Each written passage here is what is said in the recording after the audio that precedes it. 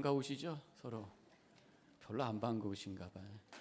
우리 함께 예배할 수 있다고 하는 게 큰 복인 줄로 믿습니다. 저에게 좋은 분들 함께 공동체를 이루게 한 것도 하나님의 은혜인 줄로 믿습니다. 앞에 색깔 바뀐 거 아시죠? 왜 바꿨을까요? 겨울이 돼서. 다 의미가 있는 거죠. 그러니까 강림절, 예수님이 다시 오시는 것을, 예수님께서 탄생하시는 것을 기다리는 그러한 의미입니다. 그러면서 늘 이 보라색이 있을 때는 항상 회개하는 그러한 시즌이에요. 그래서 지금 강림절, 또 사순절, 예수님의 그 부활을 기다리는 그러한 시즌, 소망으로 또 회개하는 마음으로 기다리는 그런 시즌이고요. 앞에 캔들라이트이 하나가 켜졌죠. 이제 다음 주면 2개가 켜지고 3개, 4개, 마지막 크리스마스 이브에는 다 꺼지고 가운데 크라이스트 캔들 하나가 켜지게 되면서 예수님의 오심을 향해 마음을 열게 되어 있습니다. 오늘 이 예배를 통해서도 하나님께 영광 되기를 주님의 이름으로 간절히 축원합니다. 기도하십시다. 말씀 듣기를 원합니다. 말씀 선포하기를 원합니다. 성령께서 역사하여 주시옵소서.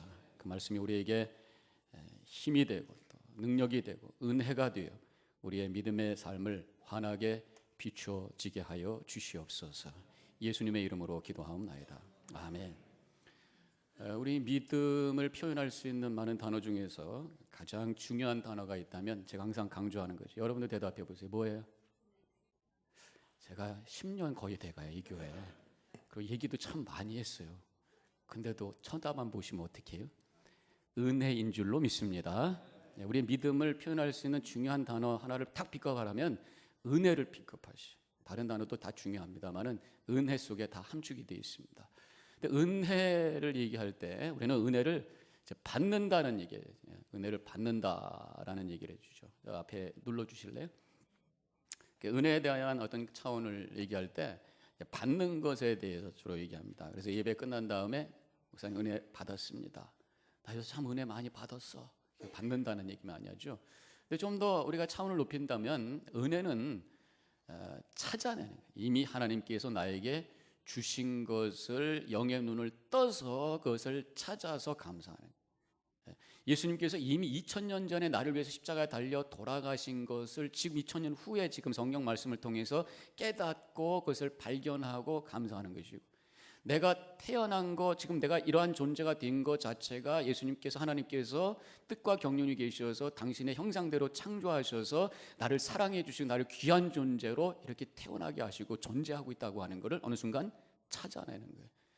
우리 이미 나에게 주어진 것이 너무나 많다고 하는 것을, 지금까지 갑자기 불평하고 불만하고 모자란 것만 생각하다 어느 날 갑자기 주신 것이 이렇게 많구나 라고 하는 것을 깨닫고 발견하면서 감사하는 그런 차원이 있어요. 또 한 가지는 은혜를 흘려보내는 것도 은혜입니다. 은혜를 받는 것만 은혜고 은혜를 누리는 것만 은혜라고 생각하지만 그 은혜를 흘려보내는 거죠. 다른 사람들에게 사랑으로 은혜가 흘러가고 다른 사람들에게 복음을 증거하면서 은혜가 흘러가고.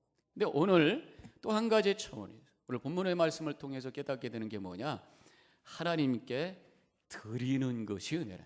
하나님이 드리는 것이 은혜라. 오늘 본문의 말씀에 보면은 사도 바울이 이 마게도니아 교회를 고린도 교인들한테 소개를 하는 거예요. 마게도니아 교인들이 굉장히 가난했습니다. 궁핍했어요. 어려웠어요. 그럼에도 불구하고 예루살렘 교회에 헌금을 합니다. 근데 그것이 너무 사도 바울이 감동이 돼가지고 이제 고린도 교인들한테 그 얘기를 하고 있는 거죠. 본문에 은혜라는 단어가 몇 번이 반복이 되고 있는데 6절에 있는 말씀 보면은 이렇게 되어 있습니다. 그러므로 우리가 디도를 권하여 그가 이미 너희 가운데서 시작하였은즉 그 은혜를 그대로 성취하라. 이미 시작된 것, 이 마게도니아 교회를 통해서 시작된 그 헌금이 디도를 통해서 전달이 될 텐데 그 은혜, 그 헌금이 계속 성취되도록 하라. 그렇게 말씀하는 거죠. 그리고 7절에서는 오직 너희는 믿음과 말과 지식과 모든 간절함과 우리를 사랑하는 이 모든 일에 풍성한 것 같이 이 은혜에도 풍성하게 할지니라. 그래서 믿음이 풍성한 것 같이 이 은혜, 하나님께 드리는 것에 대해서도 풍성하라. 그래서 하나님께 드리는 것을 은혜라고 오늘 2번이나 반복하면서 말씀하고 하고 있다는 것입니다. 오늘 우리가 청지기 직분주일로 지키고 있어요. 우리가 강림절을 시작하는 첫 주지만 새해를 준비하는 그러한 마음으로 청지기 주일로 오늘 지킵니다. 1년에 한 번씩 우리에게 맡겨진 하나님께서 주신 그 재물을 어떻게 하는 것이 하나님께 바로 드리는 것이냐라고 하는 것을 말씀을 근거로 해서 생각하고 결단할 수 있는 그런 시간을 가지려고 하는 것입니다. 두 가지 이유 때문에 제가 청지기 직분주의를 지키려고 하는데, 한 가지는 오늘 말씀대로 드림이 은혜라고 하는 것이기 때문에 그 은혜를 우리가 다시 한번 생각하고 또 깨닫고 또 그것을 느낄 수 있고 체험할 수 있는 시간이 되셔야 되기 때문에 그렇죠. 하나님 앞에 성경적으로 바로 헌금 생활을 할 때에 우리 신앙의 새로운 차원이 생기기 시작하는데, 마치 로컬길을 막 헤매다가 고속도로를 발견해서 쫙 갈 수 있는 것처럼 그런 길이 열리는 거예요. 마치 비행기가 활주로를 막 달려가다가 날개를 싹 올리면서 하늘 높은 데로 올라가는 것처럼, 그렇게 비상하는 것처럼 우리의 신앙의 차원이 싹 높아지는 거란 말이죠. 우리가 예배 때 우리가 은혜를 받는다고 합니다. 예배를 통해서 우리가 은혜를 받는다고 해요. 말씀을 통해서, 기도를 통해서, 찬양을 통해서, 성가대 찬양을 통해서 예배를 받는데, 예배를 받는 거라고만 생각하다 보니까 사람을 통해서 받는 거예요. 설교자를 통해서, 기도자를 통해서, 성가대를 통해서.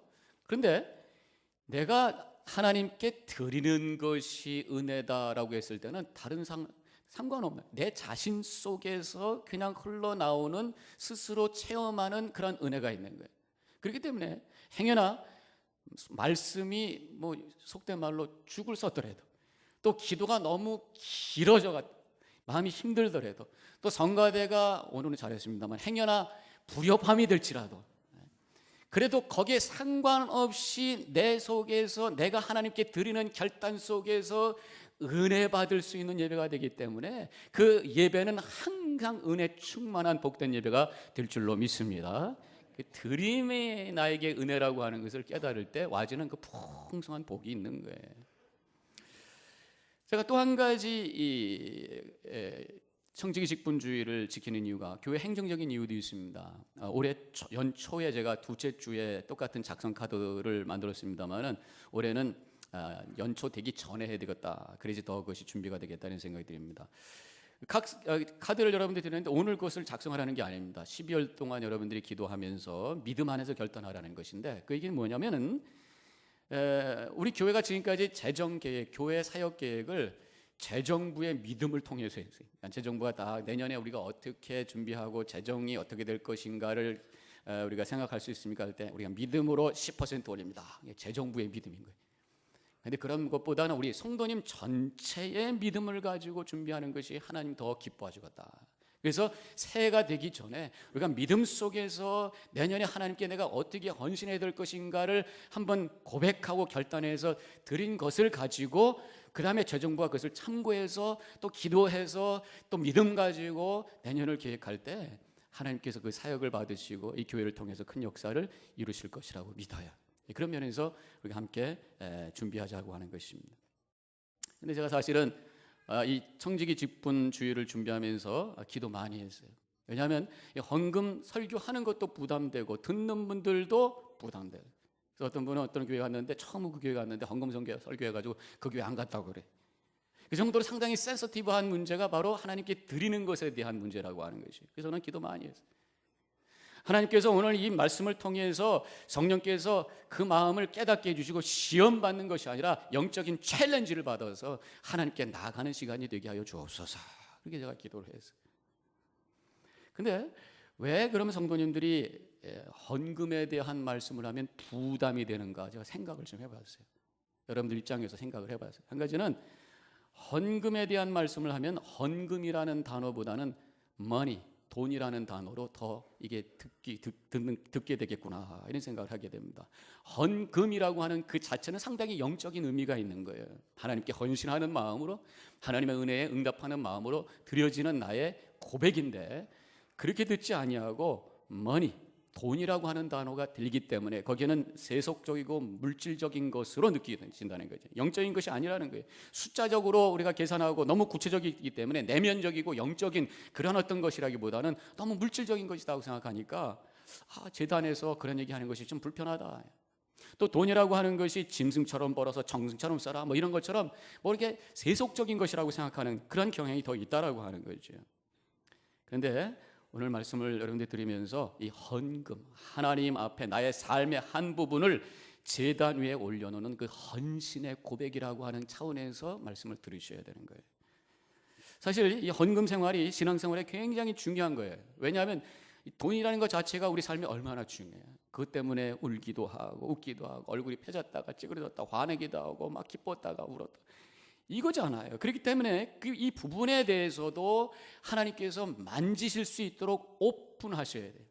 혹시 우리 마음속에 하나님 내가 알아서 신앙생활 잘하고 알아서 헌금생활 잘할 테니까 뭐 이래라 저래라 하지 마십시오. 알아서 다 하라니까. 하나님께서는 우리의 삶의 모든 부분에 간섭하기를 원하시고 모든 부분에 말씀 주기 원하시고 모든 부분을 만지시기 원하시고 지난번에 그 박신일 목사님 오셨을 때 우리가 하나님께 다 열어드리면서 안방만 누르지 마옵소서 이거 아니라고 그랬잖아요. 하나님 다 나의 삶에 들어옵시옵소서 내 주머니만은 건들지 마옵소서 이게 아니라는 거예요. 그래서 감리교를 시작하신 웨슬레 목사님께서 이렇게까지 얘기했잖아요. 돈 주머니가 회개하기 전에는 진정한 회개가 아니다라고까지 얘기해요. 그래서 우리의 삶의 모든 부분을 하나님께 펼쳐놓는 이런 고백이 우리에게 필요하다고 하는 것입니다. 또 한 가지 왜 부담을 가질까 생각을 해봤더니 헌금에 대한 말씀을 하면은 메시지가 어떻게 들리냐면 더 내라라고 하는 메시지를 듣기 때문에 그렇다 생각이 들어요. 교회 재정을 위해서 더 내십시오 이거 아니죠. 초점을 정확하게 하셔야 돼요.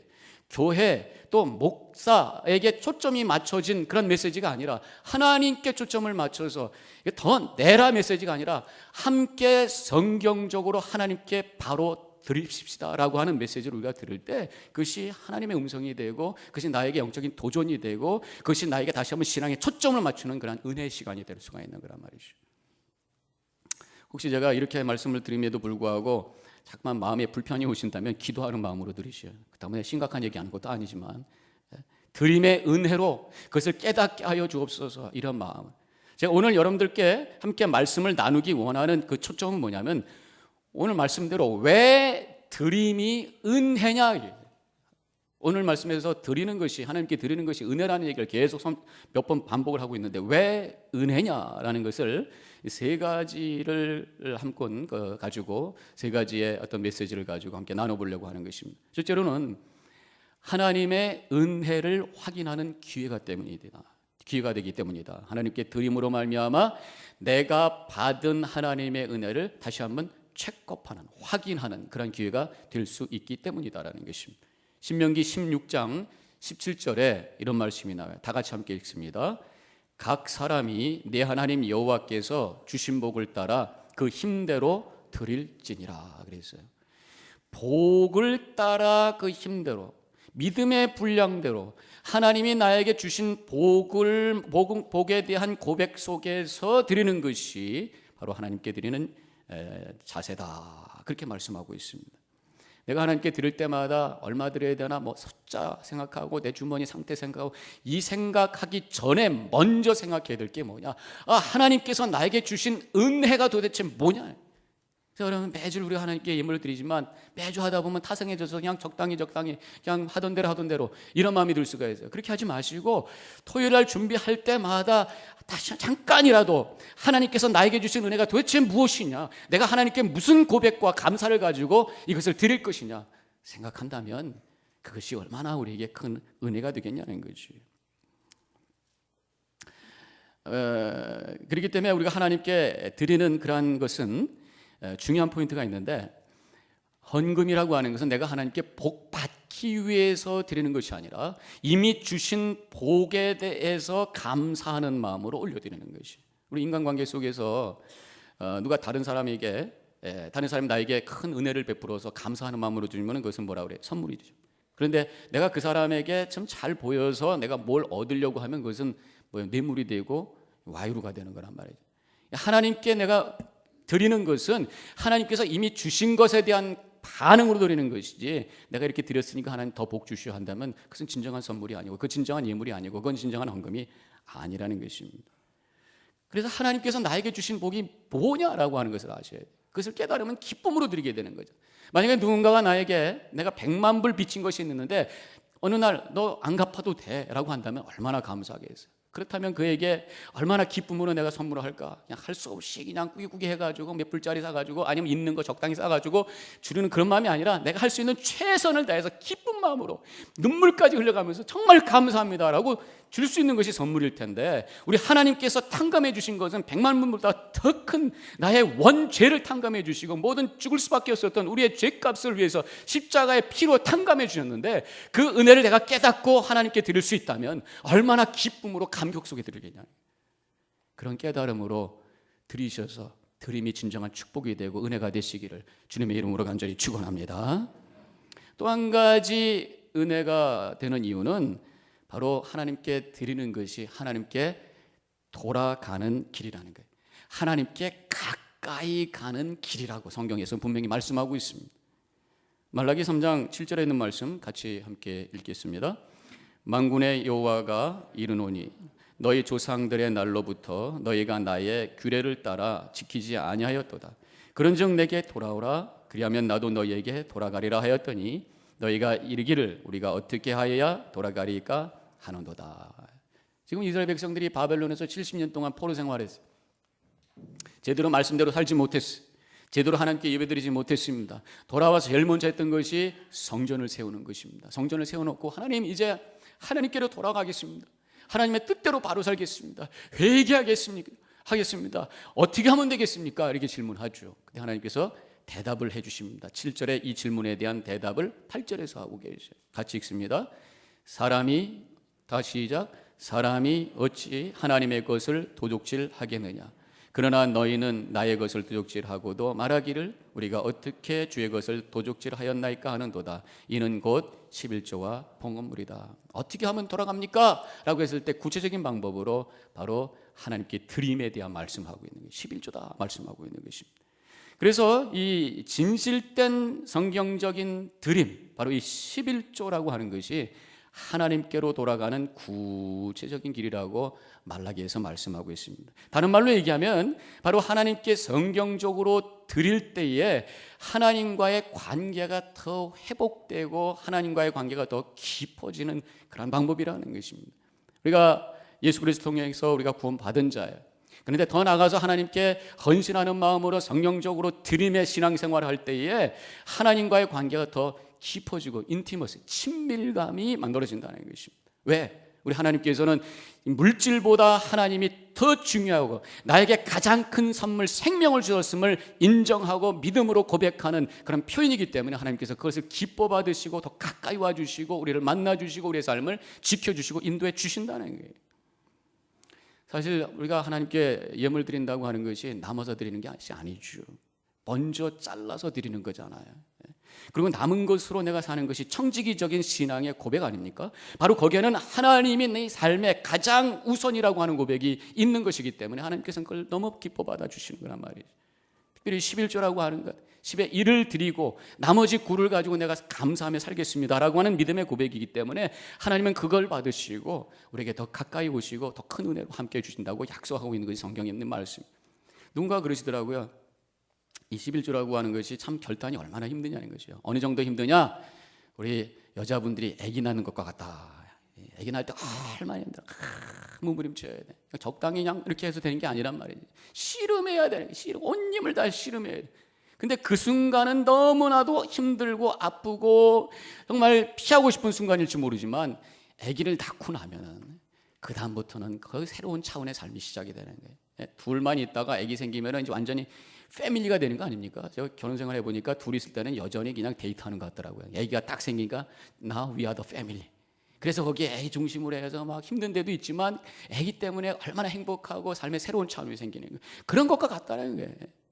그렇게 해서 나갈 때 우리의 삶이 열려지기 시작하고 하나님과 가까워지기 시작하고 그래서 하나님께서 그 삶을 인도해 주시고 복 주시기 시작하는데, 그래서 말라기에서 이런 말씀을 하신 다음에 마지막에 뭐라고 말씀합니까? 하나님이 복 주시는지를 시험해봐라. 복 주신다는 거예요. 지난 주간에 목사님들과 함께 모임을 우리가 항상 갔는데 헌금에 대한 얘기를 좀 했었어요. 어떤 목사님께서 자기 경험을 말씀하시더라고요. 한 10여 년 전에 어느 교회에서 목회할 때 성경 공부를 했대요. 성경 공부를 하시는데 한 10분이 같이 있으셨는데 아무도 11조를 하지 않으시는데 성경에서 이제 11조에 대한 말씀을 공부하게 됐는데 4분이 결단을 하시게 됐다는 것입니다. 그래서 4분이 11조를 시작을 하시는데 한 3개월 지나가지고 한 분한테, 그 부인한테 전화가 왔대요. 목사님, 우리 남편이 믿음의 결단 속에서 시작을 했는데 재정 형편상 너무 힘들어서 아무래도 안 되겠습니다. 이해 좀 해주십시오. 그때 목사님께서 알았습니다, 그렇게 말씀하지 않으시고, 집사님, 뒤로 넘어지는 것보다는 가더라도 앞으로 넘어지는 게 더 낫지 않겠어요? 그렇게 말씀 한마디만 하셨대요. 그랬더니 그 집사님이 목사님 아멘 하더니 결단하시고 그냥 하시더라는, 계속 하시더라는 거예요. 그런데 이제 그분이 굉장히 어려운 상황 속에서 어떤 비즈니스를 하시는데 먼저 본인이 팔았던 비즈니스를 다시 되사셨대. 어떻게 뭐 상황이 잘 모르겠는데, 근데 지금 돈이 좀 모자르셔가지고 막 힘들어하시는 그런 상황이 있었는데 어느 날 갑자기 대청소를 한다고 막 치웠는데 비닐봉지, 플라스틱 백을 하나 꼬깃꼬깃 뭘 싸놓은 거를 찾아냈어요. 보니까 자기가 10여 년 전에 그 사업을 옛날에 할 때 어떻게 돈이 많이 생겨가지고 이렇게 꿈쳐놨던 캐시가 나온 거예요. 근데 캐시가 꽤 많이 있었는 거 봐요. 마녀부리였대. 그것도 이제 잃어버린 줄 알았던 거죠. 찾아 없었는가 봐요. 그런데 그래서 너무 할렐루야 감사합니다 하고 딱 열었더니 이게 10년 넘으니까 또 썩었대네. 야, 할렐루야 하다가 또 이게 아닌가 보다. 다 썩어가지고 뭐 곰팡이 쓸고 다 거의 뭐 쓰기 어려운 그런 지폐니까 그런 상황이 됐을 때 거기 직원이 Don't worry, I'll take care of it 하더니 Follow me. 그래가지고 은행에 가더니 은행장하고 얘기하더니 은행장이 오케이 하더래. 새 돈으로 싹 바꿔줬다는 거 아니겠어요? 그래서 목사님 할렐루야 하면서 너무너무 기쁘면서 그때 그 힘들었던 어떤 순간을 그걸 통해서 위기를 딱 극복하더니 쫙 복된 삶으로 그 삶이 펼쳐지게 되었다는 그 얘기를 그 목사님이 지난 화요일날 저한테 해주시더라고요. 그러면서 위대한 결단을 하는 자에게는 그런 신앙의 고백은 분명히 있다. 간증거리를 하나님께서 만들어 주시는 줄로 믿습니다. 이런 것을 우리가 들을 수가 있어요. 마지막으로 한 가지 더, 왜 드림이 은혜냐? 아주 중요한 겁니다. 이것은 하나님의 일에 내가 동참하는 방법이기 때문에, 내가 드림으로 말미암아 나의 삶이 하나님의 거룩한 일에 동참하는 삶으로 바뀌는 거예요. 빌립보서 4장 16절에 있는 말씀 같이 함께 읽겠습니다. 데살로니가에 있을 때에도 너희가 한 번뿐 아니라 2번이나 나의 쓸 것을 보내었도다. 지금 데살로니가 교회가 사도 바울에게 2번이나 헌금한 것을 칭찬을 하고 있는 거죠. 사도 바울에게 개인적인 어떤 그러한 어떤 것을 주신 것이 아니라 바로 이 선교 사역, 하나님의 거룩한 복음을 전하는 일에 쓰라고 데살로니가 교회가 줬다. 그러면서 그것을 칭찬하고 있는 것입니다. 그래서 결국 헌금이라고 하는 것은 하나님의 큰 사역에 내가 동참하는 것이다. 그 믿음으로 그렇게 고백할 때 우리 삶이 어떻게 바뀌느냐? 여러분들이 하고 있는 그런 세상의 직업이 의미가 바뀌기 시작하는 거예요.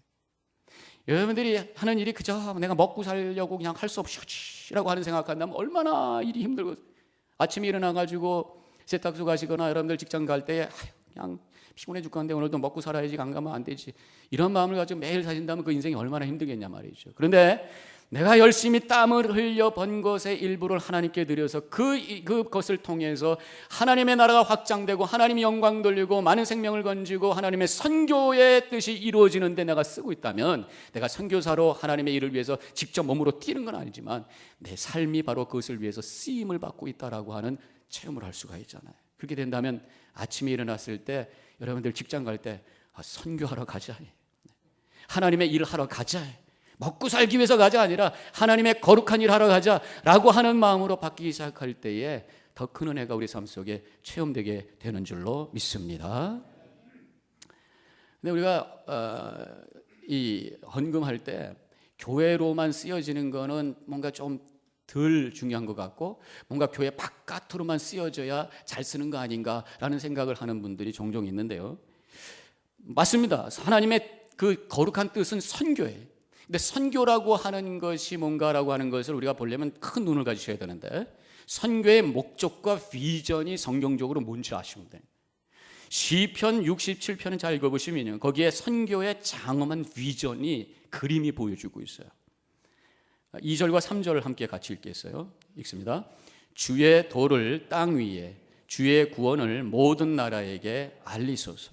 하나님이 민족들이 주를 찬송하게 하시며 모든 민족들이 주를 찬송하게 하소서. 이렇게 말씀하고 있어요. 지금 주의 도를, 주의 구원을 땅 위에 모든 나라에게 알리소서. 이게 뭐예요? 선교하는 거잖아요. 복음 전하는 거잖아요. 그래서 어떻게 하겠다는 거냐? 바로 모든 민족들이 하나님을 찬송하게, 모든 세계와 열방들이 하나님을 예배하게 하여 주옵소서. 선교의 궁극적인 목적지는 뭐냐? 예배라는 거예요. 이 세상에 하나님을 인정하고 그 하나님을 향해서 감격 속에서 올려드리는 그 예배를 하나님께서 받기를 원하셔서 선교하라고 하셨단 말이에요. 그렇기 때문에 결국 예배가 중요하다. 바로 교회가 잘 세워져서 이 교회를 통해서 하나님께서 진정한 예배를 받기를 원하시고, 교회가 아름다운 공동체가 되고 서로에게 격려가 되는 그러한 기쁨과 감격 속에서 드려지는 예배를 하나님 받으시고, 또 더 나아가서 그 교회를 통해서 선교를 하고 복음을 나눠주고 지역에 하나님의 사랑을 나누는 그 삶을 통해서 하나님께서 기뻐 받으시기 원하신다는 거예요. 그래서 교회가 잘 세워지는 것도 선교다. 교회를 잘 세우고 더 나아가서 교회를 통해서 하나님의 사역을 잘 감당할 수 있는. 저는 이게 지난주에도 주일날도 제가 감사의 그런 고백을 했습니다만은, 우리 체릴제일교회 담임 목사가 돼서 목회한다고 하는 게 얼마나 감사한지 몰라요. 사실 이민교회 80% 이상은 그 교회 자체를 그냥 메인터넌스하기 위해서 힘들어하고 있습니다. 근데 저희 교회는 더 나아가서 하나님의 선교 사역에 교회를 위해 통해서 큰 일을 하게 하시고, 또 우리 2세들과 또 EM, 우리 자녀들과 EM 사역을 위해서 많은 프로그램을 돌리면서 그들에게 믿음을 나눠주는, 전수하는 그 일을 위해서 사용받을 수 있는 그런 교회가 됐다고 하는 것이 얼마나 감사하냐는 거죠. 그래서 우리가 하나님께 예물을 드릴 때마다 내가 이렇게 교회를 세우고 하나님께 예배하게 하고 좋은 공동체를 만들고 우리 자녀들을 양육하고 또 세상을 향해서 하나님의 은혜의 빛을 나누는 그 일에 내가 쓰임받을 수 있군요. 쓰임받고 있군요. 그런데 지금 헌금하는 그 순간에 하나님, 내가 이것을 통해 하나님의 거룩한 일에 동참하고 있군요 라고 하는 마음으로 드릴 수 있다면 감격된 순간이 될 수 있냐는 거죠. 하나님께서 저희들을 교회로 만들어 주시고 또 소속된 입교인으로 만들어 주셨어요. 그런 면에서 교회를 우리가 잘 세우기 위한 어떤 그 책임지는 마음이 또 필요합니다. 그래서 이 헌금의 차원은 또 책임적인 차원이 있어요.